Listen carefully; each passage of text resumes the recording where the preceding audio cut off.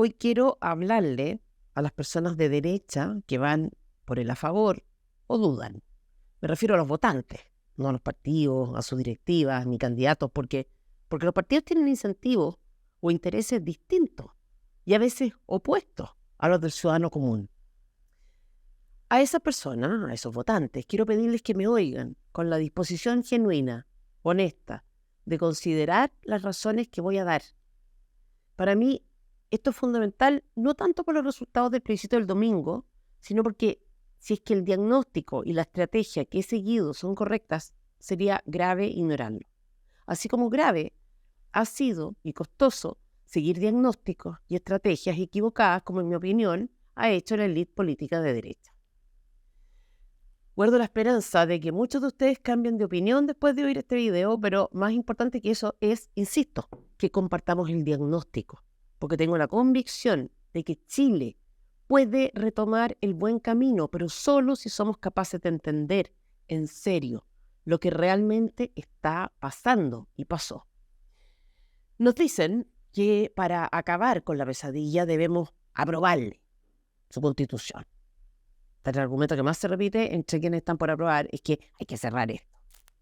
Aprobar sería, según ellos, cerrar este capítulo traumático, esta pesadilla que empezó en octubre del 2019. Siguió con las cuarentenas y el COVID, pasando por la convención y para rematar, por este segundo proceso. Este es el argumento de la derecha piñerista, de Chile Vamos, que la directiva republicana hizo propio, aunque objetivamente sea un mal argumento, porque uno no debiera aprobar o rechazar una constitución con estas lógicas, como de despachemos rápido esto, considerando que estamos hablando de la institucionalidad de un país. Lo cierto es que yo creo que emocionalmente hace sentido. Todos los chilenos queremos eso, cerrar, dar vuelta a la página, volver a la normalidad. Eso es, creo yo, lo que compartimos, lo que queremos, tanto los que vamos en contra como los que van a favor. Entonces, las preguntas, por tanto, son dos. Primero, ¿es cierto que cierra mejor el apruebo que el rechazo? Y luego, ¿es bueno el texto? Porque un texto nuevo ya abre incertidumbre, no es gratis, no es rápido de implementar, etc. Pero si el texto es, además de nuevo, malo, peor. Pero antes de ir a eso, quiero analizar bien la posición de los que nos dicen que para cerrar hay que aprobar. Y pensándolo, me di cuenta de que ellos operan desde tres supuestos. Primero, nos dicen que la izquierda radical quiere un texto más radical, valga la redundancia, que el que se va a votar. Segundo, aseguran que los chilenos, en su mayoría, quieren una nueva constitución. Y tercero, afirman que esta es la oportunidad que tenemos de aprobar algo que, si bien no es lo óptimo, es menos malo que lo que la izquierda radical quiere. Ese es más o menos el razonamiento. Y es importante separarlo por partes para mostrar dónde es que creo que se equivocan los que opinan esto y dónde es que mienten los partidos que dicen esto. Porque, insisto, acá hay que distinguir al votante de los partidos políticos, sus dirigentes y sus operadores. Vamos por lo primero. Que la izquierda radical quiere un texto peor o más extremo que el que se va a plebiscitar me parece indiscutible. O sea, de hecho, esa izquierda estuvo por aprobar el texto anterior, el mamarrachos. Qué mejor demostración de que eso es lo que en realidad quería. En esto creo, en la idea de que la izquierda quiere algo peor, no hay diferencia de opinión. Toda la derecha reconoce esto, independiente de si vota en contra o a favor, así como toda la derecha también quiere cerrar. Pero acá hay que hacer una prevención. Esa izquierda que quiere algo más radical no dejará de quererlo, salvo que se apruebe, insisto, un texto como el que ya se rechazó. En otras palabras, la extrema izquierda quiere un texto más radical porque es parte de su agenda, de lo que necesitan. Y no dejarán de quererlo por el hecho de que se apruebe este borrador, tampoco de que se rechace. Así como los comunistas validan la violencia como método de acción política, así como aspiran a controlar los medios de producción, así también es que quieren una nueva constitución. Pero no lo van a hacer ahora. No lo harán si gana el a favor, tampoco lo harán si gana el en contra. Y espero que gane el en contra, entre otras cosas, para que quede demostrado que la derecha siempre mintió cuando amenazó con que esto era lo que iba a pasar si no se aprobaba su constitución. Repito, Esto es algo que no puede pasar sin sus votos, sin los votos de la derecha. Tú dices eso porque no los conoces. Me decía alguien hace poco con bastante fachatez, porque los conozco bien. Pero acá no se trata de especular, se trata de analizar de la forma más racional posible. Por eso, pensemos en todos los cauces a través de los cuales esa izquierda podría dar inicio a un nuevo proceso o a una reforma sustantiva de la Constitución vigente. Una de las hipótesis es que esto podría ocurrir en el Congreso. O sea, podrían meter el anteproyecto de los expertos o redactar un texto peor que el que se votará o hacer reformas peligrosas. Eso nos dice que una de las formas en que podrían hacerlo sería la institucional. Consideremos esta opción. Para que sea viable, la izquierda necesita votos y no los tiene. Se los consiguen, me han dicho, una y otra vez. A ver, veamos si esto es posible, si hay al menos alguna probabilidad. ¿Por qué creen ustedes que Boric no ha podido aprobar su reforma de pensiones ni la reforma tributaria si la izquierda tiene tanto poder? Estas son dos reformas que eran muy importantes para Boric, muy emblemáticas. Compromisos de campaña y ahí están, no tienen los votos. Esto lo saben de memoria los partidos de derecha. La izquierda oficialista tiene 67 diputados, la derecha 70, y los que no son de un lado ni del otro son 18. Pero puede ir y conseguir esos 18 y volvemos al loop constitucional. Ok, analizamos esa opción. De esos 18 votos que al menos teóricamente la izquierda podría salir a buscar, solo 2 son de extrema izquierda. Pero asumamos que tiene suerte, que convence a esos 18 diputados. Esos diputados saben que el tema tiene hartos a los chilenos. Pero en un acto suicida se prestan para hacer esto. Todos, los 18. Tampoco puede. El gobierno necesita sumar 22 votos para algo así. Con 18 no basta. ¿Qué significa esto? Que sin los votos de la derecha es absolutamente imposible una reforma constitucional, un tercer proceso. Esto lo saben los políticos. El otro día me contactó un senador y me decía, Tere, esta gente no va a ceder, es peligroso, etcétera.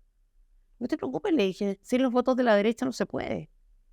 Se dio cuenta que no podía engañar y entonces, pero en el futuro, pero ya lo hicieron, ya pudieron, me decía. Guillermo Ramírez dio a entender lo mismo hace poco. Nos asustaba con que lo que podría pasar en el futuro.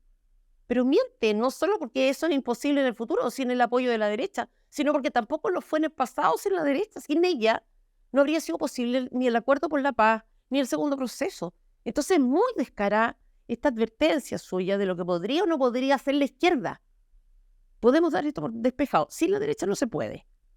Entonces nos dicen, si la derecha lo hizo en el pasado, puede volver a hacerlo. Bueno, para intentar algo así tendría que estar dispuesta a pagar un costo electoral que prácticamente terminaría con ella. O sea, lo hizo con este segundo proceso y ya sabemos cómo le fue frente a republicanos. O sea, un verdadero desastre. No lo hará por eso, porque no le conviene. Y eso no es optimismo, es realismo. Pero más allá de eso, si efectivamente estamos frente a una derecha que nos amenaza con el cuco de que esto se reabre y a su vez está dispuesta ella misma a reabrir, ¿cuál es la conclusión? ¿Que hay que cambiar la Constitución o que hay que cambiarlos a ellos? Fíjense lo absurdo, o sea, nos dicen que la derecha puede no respetar acuerdos y leyes porque ya lo hizo en el pasado y que esa sería una buena razón para aprobar una Constitución nueva y mala. Como si el problema fuera el texto. Ellos empezaron los dos procesos. Ellos no han usado mecanismos constitucionales que estaban disponibles para frenar proyectos de ley inconstitucionales. Ellos cambiaron del quórum. Ellos negociaron con el PC. ¿No sería hora de dejar de creerles a ellos o les vamos a dar su nueva constitución para que se porten bien? Porque la gente es poco confiable en todos los sentidos posibles, de modo que tampoco dan garantía de no empezar con cambio una vez aprobado un nuevo texto. Ya, pero en el futuro la izquierda podría tener mayoría en el Congreso. Incluso podría ser una revolución, otro estallido. Pensemos también en esas opciones. En caso de que tuviera mayoría, como la que tuvo en el segundo gobierno de Chile, ¿dejaría de hacer lo que le da la gana porque unos años atrás ganó el apruebo? ¿En serio? ¿Sería ese un freno para la implementación de su proyecto político? O sea, ¿de verdad alguien puede decir esto de manera honesta? No. Si dejamos que nos ganen, sabemos lo que pasará y le dará exactamente lo mismo el resultado de este domingo. Entonces, señores, no mientan, no engañen. La reputación que tienen es pésima, no la empeoren. Y una revolución, un segundo estallido. quizá nuevamente haya que recordar que el primer proceso fue el resultado de un acuerdo entre políticos, no un acuerdo con los violentistas. De hecho, los violentistas no se calmaron y con golpe de Estado. Bueno, obviamente en un contexto como ese, la izquierda haría lo que quisiera, pero de nuevo hubiera ganado el apruebo o el rechazo, les da lo mismo. Entonces, lo importante, ¿tiene razón en la derecha para mentir de manera tan grotesca? O sea, lo importante, lo que me interesa ahora, es que ustedes tengan presente que la que nos asusta es la derecha, de modo que hay que ver si sus partidos tienen un motivo para mentir y cuál es. Y acá creo que es donde está la piedra de tope, es algo que pocos han pensado. Y por eso, porque no está a la vista el conflicto de interés que tienen, es que para los ciudadanos es difícil, inverosímil, pensar que toda una campaña, la de la favor, pueda estar montada sobre la base de una mentira. ¿Por qué Bópoli, RN, la UDI y republicanos mentirían? Entonces, es lo que están haciendo, pero es difícil de creer y verificar, tampoco muy fácil, porque hablamos de un tema muy técnico en el que la mayor parte de las personas debe tomar una decisión sobre la base de la confianza. Pero antes de denunciar cuáles son las razones que cada uno tiene para mentir, quiero revisar esto que repiten tanto. Los ciudadanos también quieren una nueva constitución. No podemos olvidarnos del 78% del plebiscito en entrada. Este argumento, creo yo, es el más descarado, insisto, cuando lo usan políticos.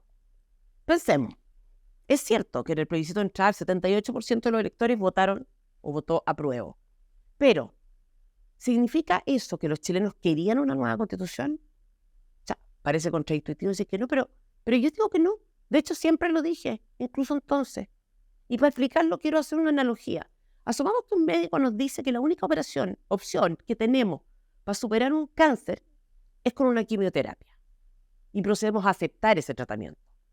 ¿Qué significa eso?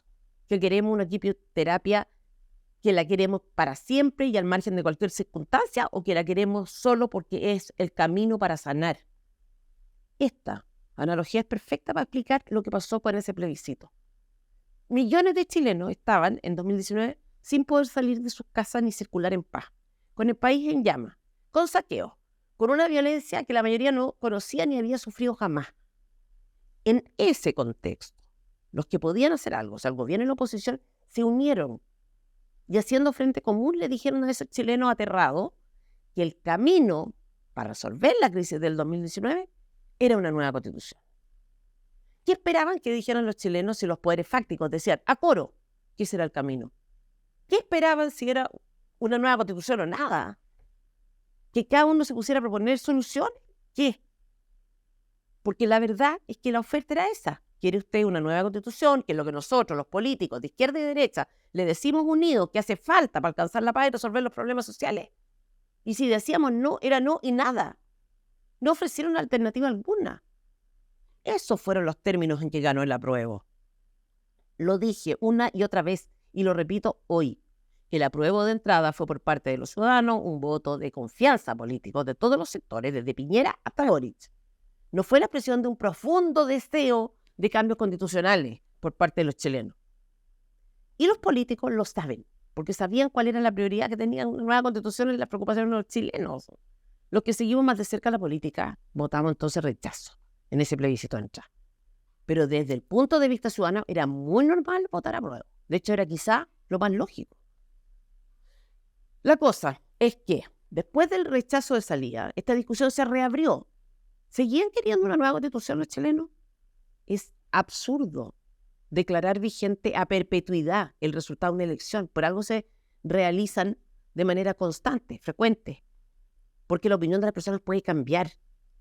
Pero lo más sospechoso es que si la intención del piñerismo era respetar la voluntad popular, ¿por qué la segunda papeleta que indicaba que el órgano redactor debía ser 100% electo se declaró obsoleta? Asumamos que fueron inocentes o tarados y no notaron esta inconsistencia. Asumamos que actuaron de buena fe y que se creyeron esto de que los chilenos querían su puta buena y nueva constitución. ¿Pueden seguir pensando o defendiendo eso después de la elección de consejero? ¿Cuál fue el grupo ganador en la elección de consejero? Curiosamente, el que había estado contra el proceso. Los videos de Kast y de republicanos que circulan anteriores a esa elección son brutales en este sentido. No necesitamos una nueva constitución, decían. Es populista asegurar que una constitución nueva resolverá las urgencias sociales, decían. ¿Qué sentido tenía que estos ciudadanos que anhelaban, según el piñerismo, con tanta vehemencia una nueva constitución, votaran por los que se oponían a esa propuesta y evidentemente también el segundo proceso? Pero más todavía, el 54% de los votos de esa elección se dirigieron a opciones que no representaban que representaban un rechazo al proceso. Republicanos, nulos blancos, el PDG. Los republicanos fueron los más votados, más de 3.400.000 votos.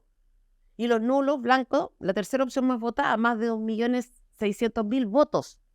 Esto es una buena razón para suponer que el mandato, el voto de confianza, como le digo yo, ya no estaba vigente. Es evidencia, es realidad, no es una opinión de living. Pero hay más. Desde el comienzo de este proceso, la opción en contra ha liderado las encuestas. Todas. Pulso Ciudadano, CADEM, Criteria, Feedback, UDP, Black and White. Dicen que gana por 10, 15, 20, incluso 30 puntos. ¿Por qué, si los chilenos quieren realmente una nueva constitución, se opusieron de plano y a priori al proceso? Porque lo cierto es que esta fue la tendencia, incluso antes de que se hubiera una sola norma presentada y aprobada. Obviamente Chile Vamos dirá que en realidad no les gustó el desempeño de los republicanos y ganan en contra, pero lo cierto es que no les gustó la estafa. En suma, si yo tengo razón y es cierto que esto se cierra, sea cual sea el resultado, si tengo razón y la gente no quiere una nueva constitución, ¿qué sentido tiene entonces que la misma derecha que sabe que no habrá proceso 3.0 porque no están los votos ni el apoyo ciudadano para eso, insista en aprobar? ¿Qué haría eso? A fin de cuentas, esta era una constitución de su agrado. Es raro, como raro es también que si la derecha considera tan deseable cerrar esto, darle estabilidad al país, etcétera, no intentar hacerlo con el mecanismo más sencillo posible, que era un plebiscito de entrada, para salir de la duda en relación a la voluntad popular.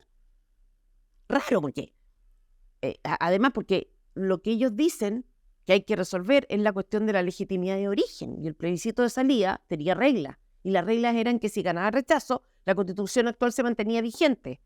Entonces, recuerdo haber oído decir a muchas personas que en caso de que el intento resultara mal, estaba abierta la posibilidad de rechazar y quedarse con la actual. Pues bien, los partidos políticos no pueden actuar en contra de algo que recién se votó, y eso es lo que había ocurrido.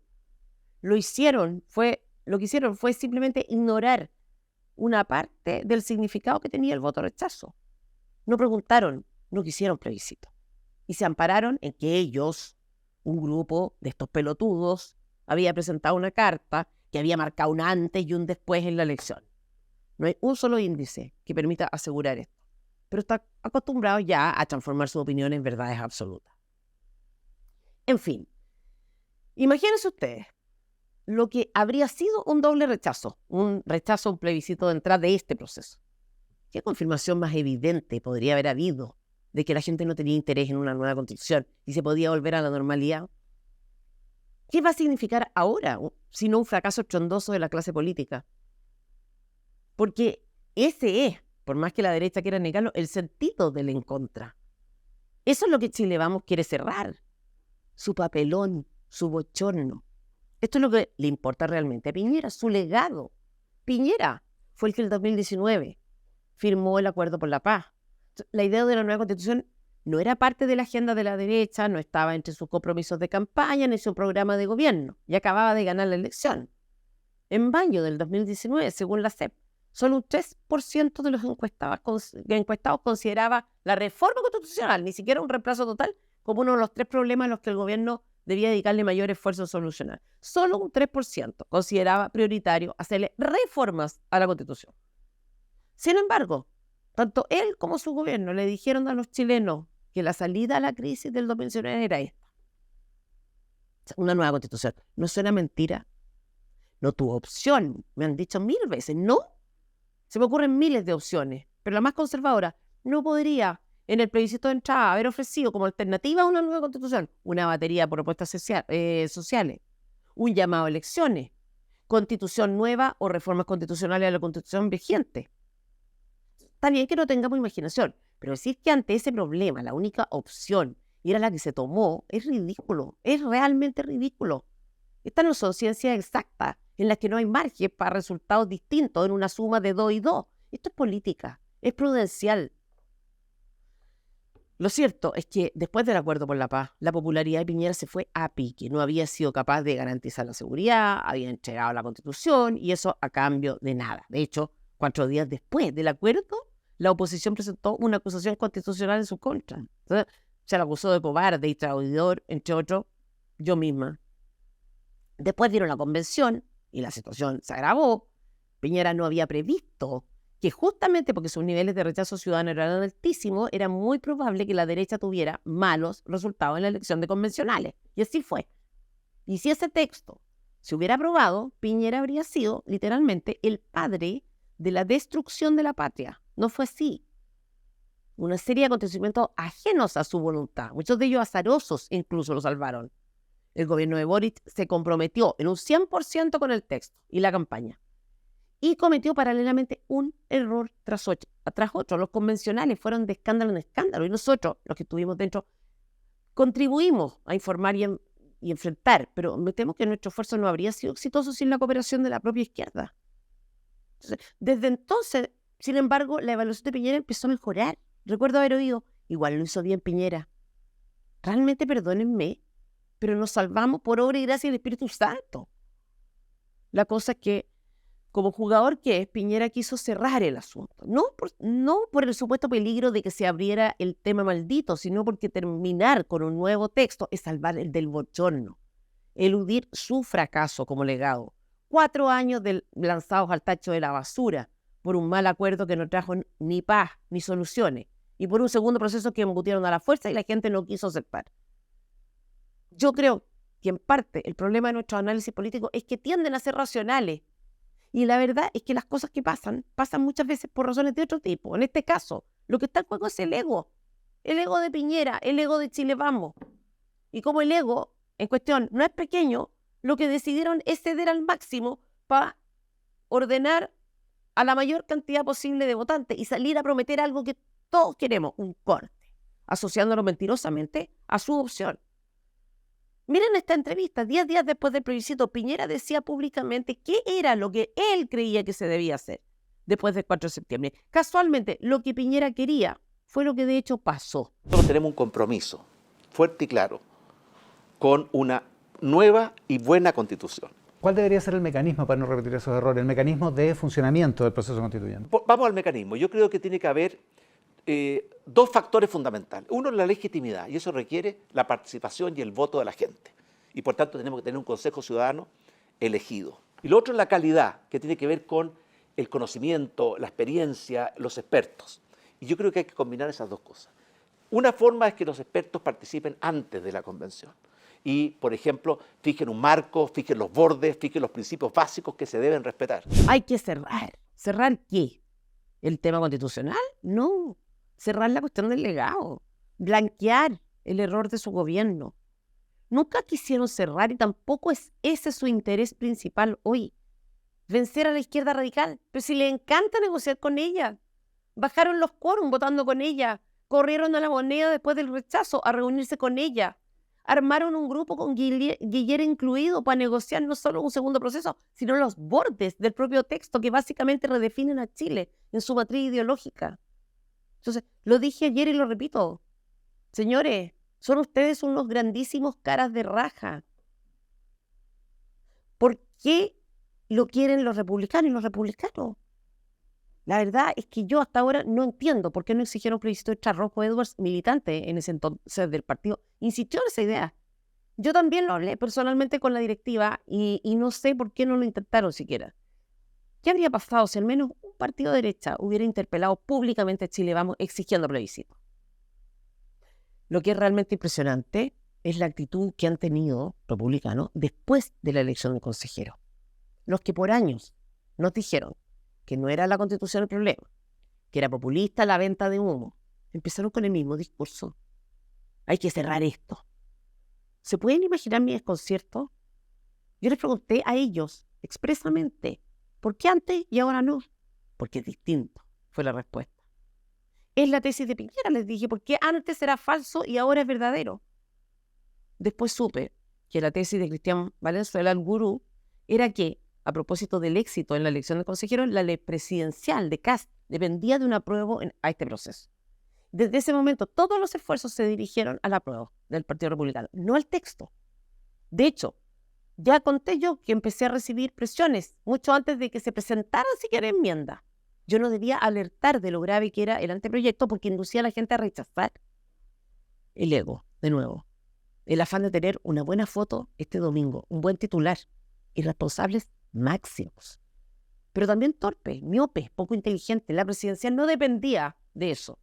Dependía de hacer un papel mínimamente coherente. Pero en fin, creyeron que bastaba con presentar una que otra norma efectista para que la gente no notara el cambio en relación a tantos de sus votantes, entre los que me incluyo. ¿Qué pensaron? ¿Que la amistad o el afecto iba a estar por encima de lo que creemos que es bueno para el país? Porque eso ni siquiera es señal, tolerar eso no sería ni siquiera señal de amistad, sino de amiguismo. ¿Qué íbamos a prestarnos para estar a favor de un texto lleno de porquería progre? ¿Que nos iban a callar las críticas o el miedo a perder eventuales cupos o cargos? Realmente desprecian a sus electores, insultan su inteligencia. Kast perderá su opción. Yo estaba segura de que ganaba la presidencial hasta no hace tanto tiempo. Pero no perderá por los resultados del plebiscito, sino por el giro, por las volteretas, por haber desconectado con el sentido común. Los chilenos quieren una nueva constitución falso. No la querían antes, no la quieren ahora. Y si hay un solo argumento para sostener, y no hay un solo argumento para sostener lo contrario. Todo esto es demencial. Los señores que no querían cerrar, más bien los señores cuyos votos hicieron posible abrir y reabrir, nos endosan hoy el deber de cerrar algo que en realidad está cerrado, salvo que ellos digan lo contrario.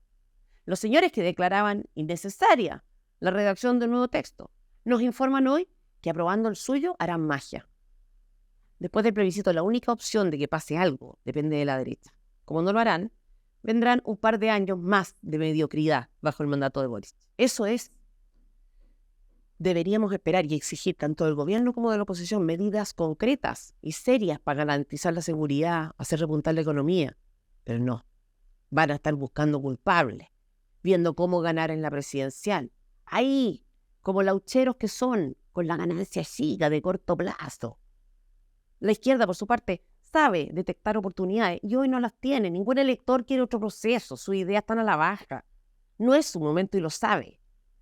Seguramente irá por una que otra reforma. Y como la oposición que tenemos y en Narnia, no me extrañaría que dejara pasar uno que otro gol, no lo sé. Lo único indiscutible es que se necesita un recambio de esta clase política. Lo mismo pasa con la estabilidad.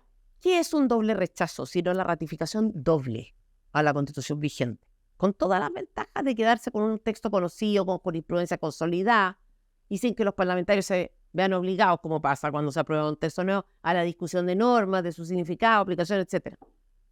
El en contra es en contra de toda la clase política, señores. Es la ciudadanía contra la casta, como decía Milei. Es un mandato para que de una buena vez corten el hueveo y hagan la pega. Porque a ustedes se les paga para resolver problemas que son graves, no para que jueguen a ser los padres fundadores de la patria.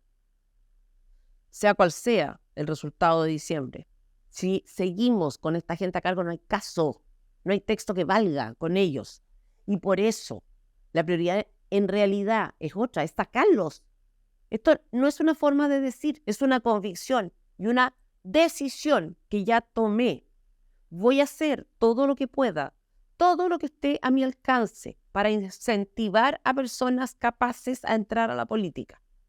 Y no voy a hacer un partido. ¿Saben por qué? Porque me da lata. A diferencia de todos ustedes, a mí me gusta mi vida, me gusta estar con mis hijos. No encuentro atractiva la idea de cargar con todo el peso de un país sobre los hombros.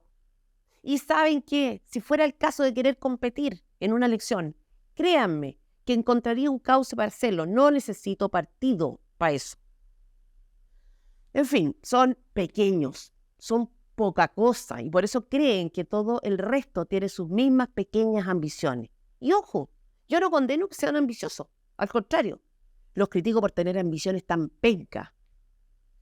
Hay que buscar gente que se atreva, que tenga carácter para respaldar a las policías, para hacerse cargo de que en el combate contra el narcotráfico morirán personas, de que en el control de la inmigración ilegal morirán personas, de que la reactivación de la economía obliga a tomar medidas duras para la reducción del gasto fiscal. Y eso significa enfrentar operadores y grupos de interés. Carácter para reducir impuestos y no dejarse arrinconar por acusaciones como defiende a los ricos. En otras palabras, necesitamos tener candidatos que comprendan que si quieren tener el máximo poder, deben estar dispuestos a sufrir las peores consecuencias. Y estos, claramente, no pueden ser personas que estén en la política hoy. Algunos dicen, todo lo demás no importa, hay que ser pragmático, hay que ser político, ahora hay que aprobar. La verdad es que el pragmatismo de los políticos es bien relativo. ¿Fue inteligente transformar esta elección en una elección entre gobierno y oposición? ¿No están ustedes mismos dándole un sentido que no tiene? Es evidente, ustedes lo saben, que un triunfo en contra no es una victoria de Boric. Boric no se ha jugado por su posición, el gobierno tampoco, está en el suelo en materia de aprobación ciudadana, lo mismo pasa con el proyecto político de la izquierda. O sea, ¿alguien podría pensar si gana el en contra que los chilenos respaldaron a Boric o se manifestaron a favor de la plurinacionalidad? No. Pero con esa agudeza que los caracteriza, ustedes están construyendo realidad con el lenguaje, significándolo así. Lo mismo con el anuncio de cierre. ¿No han considerado lo estúpido que es decir que esto solo se cierra con el a favor? La verdad es que no creo que sean estúpidos, creo que sabían qué teclas tocar y la lógica de campaña fue superior a cualquier otra. Y por supuesto a consideraciones estratégicas de largo plazo, que también es parte del pragmatismo.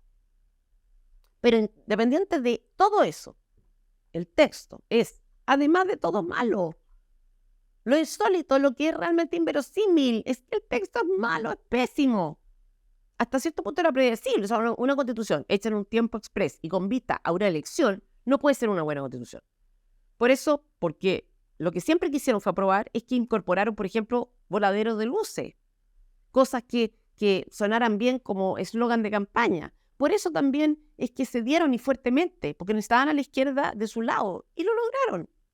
A la centroizquierda, a la élite de centroizquierda se le unió. Entonces vamos por partes. En primer lugar, el borrador constitucional cambia la matriz ideológica de nuestro país.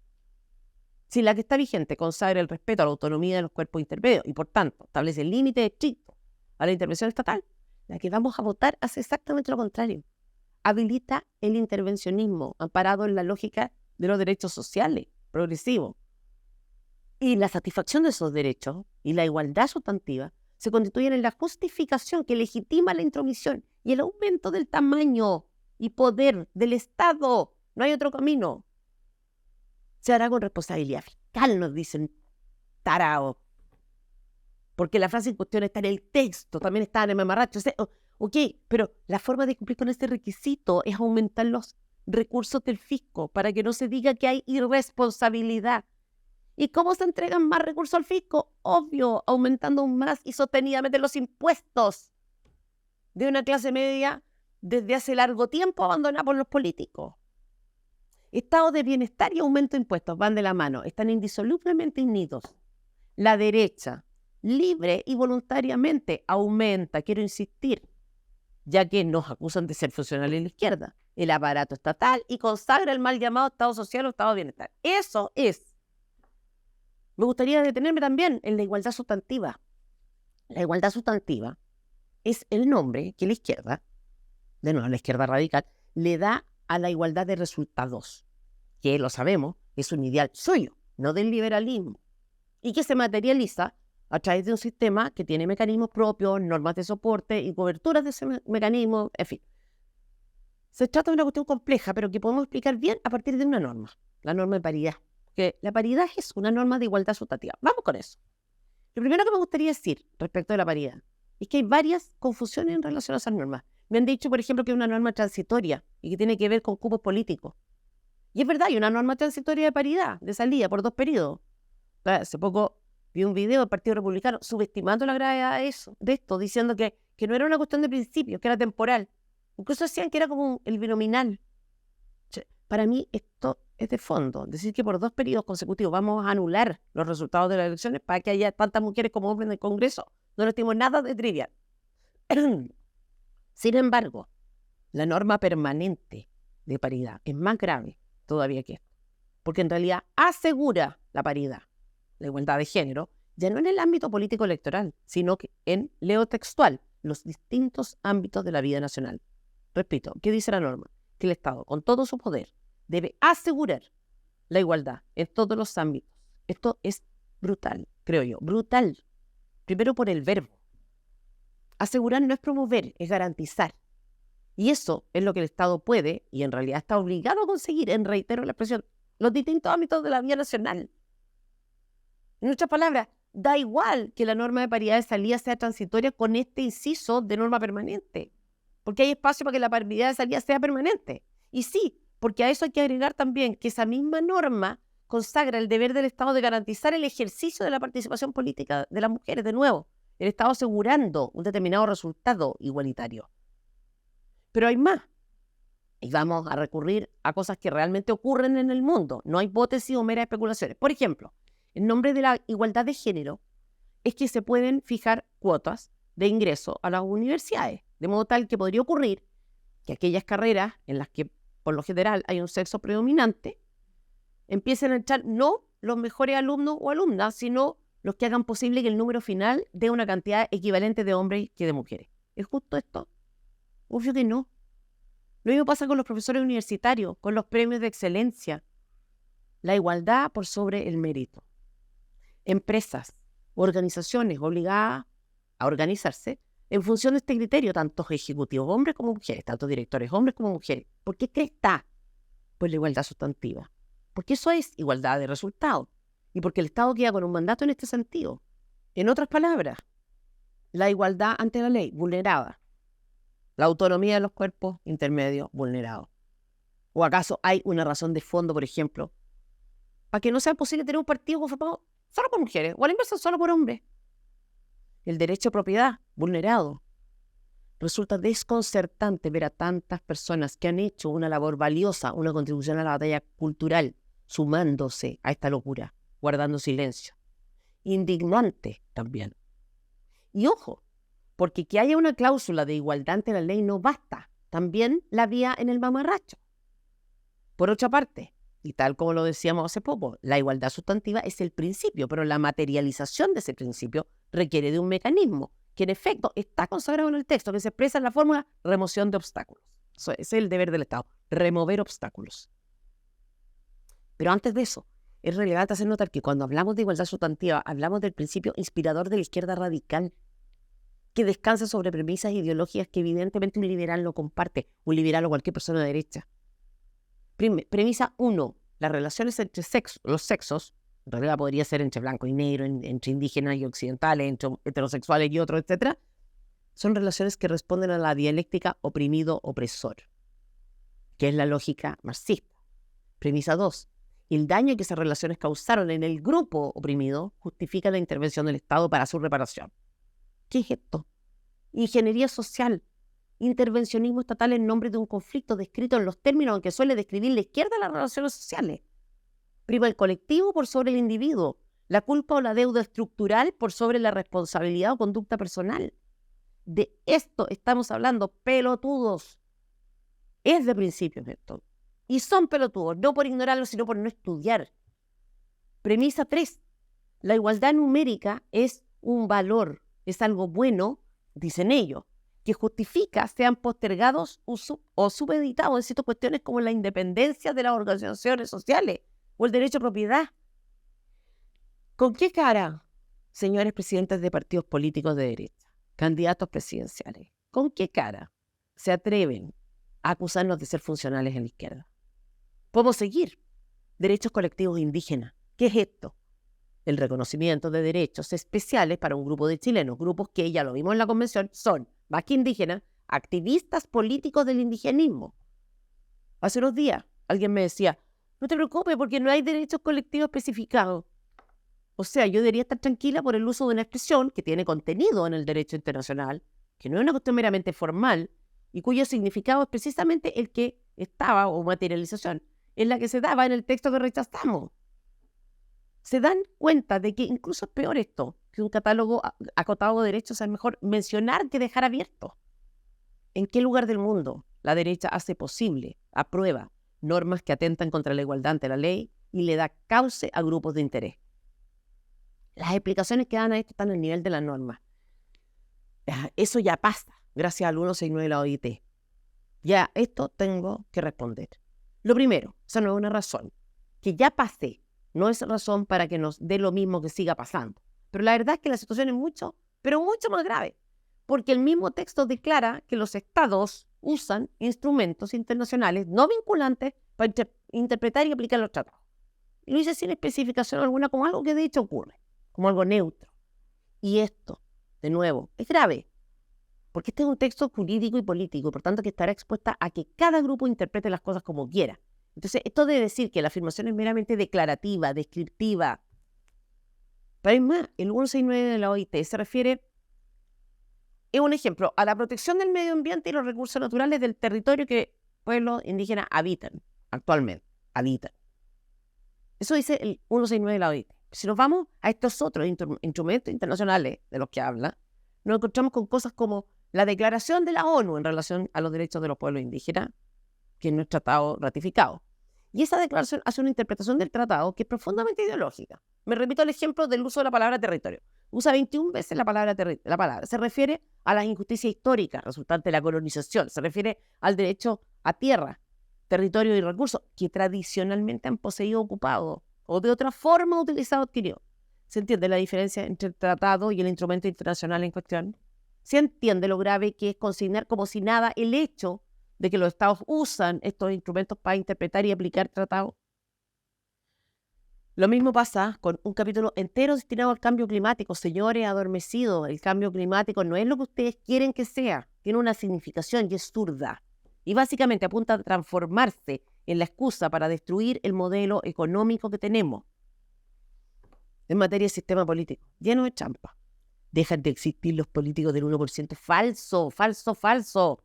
Los políticos del 1% se organizan, se reagrupan, no desaparecen, como quiere hacernos creer el pensamiento mágico. Este es el texto de que hablamos. Podemos mencionar también trampitas pequeñas, pero trampitas al fin. Como por ejemplo en materia de propiedad de los fondos. La norma dice que los trabajadores son dueños de sus cotizaciones previsionales. ¿Se acuerdan? La cantidad de veces que la izquierda ha hablado de agregar cotizaciones con cargo al empleador. Cuando definimos cotizaciones con cargo al empleador, ya no son sus cotizaciones, o podría discutirse. Entonces, pues, basta con que le pongan ese nombre a la cotización para que la propiedad sobre ese porcentaje, por ejemplo, se pierda. Con la norma de inmigración pasa algo parecido. Finalmente, la expulsión en el menor tiempo posible. ¿Qué es esto? Queda en manos de una ley, es decir, de una discusión parlamentaria que debe definir las condiciones, los casos, la forma y procedimientos de esta expulsión, con lo cual no queda finalmente nada determinado, salvo que podemos contar con la tranquilidad infinita de que los parlamentarios se van a preocupar. Pero es más grave todavía porque establece límites de respeto a tratados, leyes, principios de todo tipo que le dan a la izquierda radical espacio para dificultar expulsiones, como lleva haciéndolo hace años. O sea, entre tener esta norma y no tenerla, es mejor no tenerla, porque lo que no está tan regulado deja más margen de acción, menos límites. Espero que ganemos este domingo. Esperemos que la distancia sea amplia y que las campañas y los millones de dólares que se han invertido en desinformar no hayan calado. Pero como sea, y pase lo que pase, no vamos a descansar. La diferencia de fuerzas es brutal. Medios de prensa, canales de televisión, gremios empresariales, políticos, todos por el a favor. Por el en contra, ciudadanos sin más instrumentos que su voz. Esa es la batalla del domingo. Sin miedo chileno, sin complejos, con seguridad y optimismo, en contra.